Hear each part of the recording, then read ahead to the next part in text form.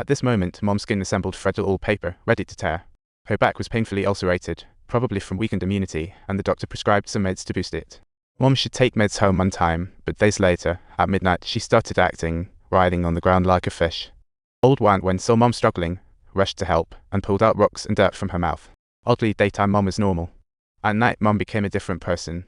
Every item was packed away to prevent her from eating more, only to find a venomous snake in the corner. Clearly, that snake must have slithered in from her room. Everyone freaked out, convinced that Mom was possessed by a demon. So, they hung a cross in the window to keep demons away. Inside, they saw welcome written on Mom's face. In the depths of the window stood a looming shadow inching closer, spicing up the suspense. This scene sent chills down everyone's spines as they prepped the cross, but just as they lifted it, someone popped in. Suddenly, Mom popped up, leaving everyone speechless, and they heard a man's voice coming from her, while that nailed-up window magically swung open. Witnessing this, everyone bolted, handing the footage over to Maya, claiming it defied the laws of nature. How could a nailed window just open? But there's a way to continue, pay more. No pay, no show. Maya said both agreed. With that little teacher behind them, it was now 2:30 a.m., and Mom was back up from her dreams, stumbling her way downstairs. She shed her clothes and walked into a room where nobody noticed her. Suddenly, the phone rang, waking them all up like they hadn't had enough drama.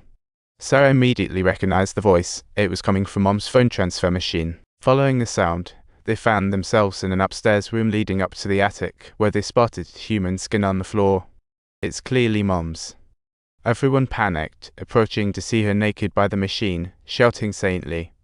Rumor has it, the more excited she was, the harder she hit the machine, causing a short circuit and shocking Mom. Then dawn broke.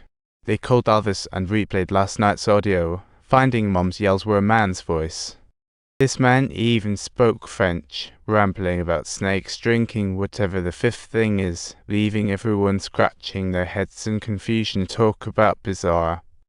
The issue is, Mom didn't speak French at all. Everyone wondered what it meant, so keep watching.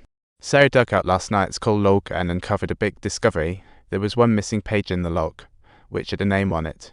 Online, Henry was found to be a pediatrician who murdered 4 innocent girls. When the bodies were found, there were snake carvings on their foreheads, and some body parts were even dismembered. Even the blood contained baby rattlesnake venom. Experts say Henry used the Montequin blood ritual with the burial on Montequin Mountain.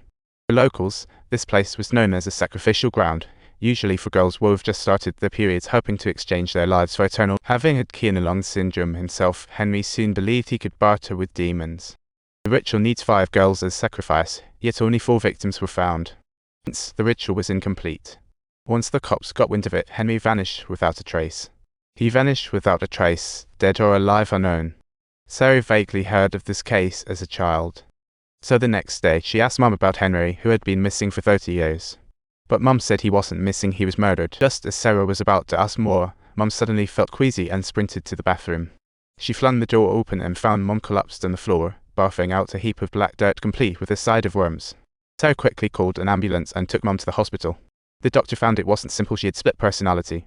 She couldn't control herself at all, acting erratically and even producing a man's voice. The field journalist set up a camera in the ward to keep tabs on Mom, while Sarah returned home to dig into the investigation.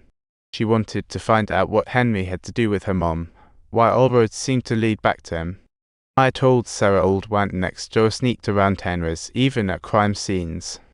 They speculated that Old Wan might have been trying to save those girls and ended up killing Henry. Mom was his old friend, covering for him all those years, but that was just my theory, no solid evidence to back it up. Suddenly, a gunshot rang outside, sending everyone darting to the window. Then another shot fired, freaking everyone out. They hurried outside to see what was happening.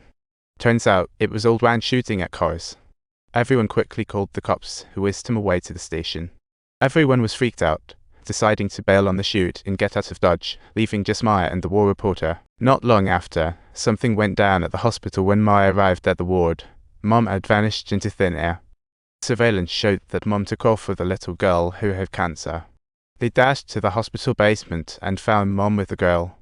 That moment, they were staring at the wall, and the doctor forcibly brought them back to the ward, tying Mom to the bed to prevent any more runaway antics. Afterwards, Maya wanted to find an anthropology PhD for Sarah to help unravel the mystery surrounding Mom. After reviewing Mom's video, the PhD gave a conclusion she might have a spiritual parasite lurking within her. Weak folks are easy targets, especially the elderly or kids. The PhD mentioned he once witnessed a young mother go completely bonkers. She was unable to bear the pain of losing her child and spent over a month living with the child's corpse, ultimately losing her grip on reality. Anyway, if you like this video, click subscribe and explore more mysterious tales with us.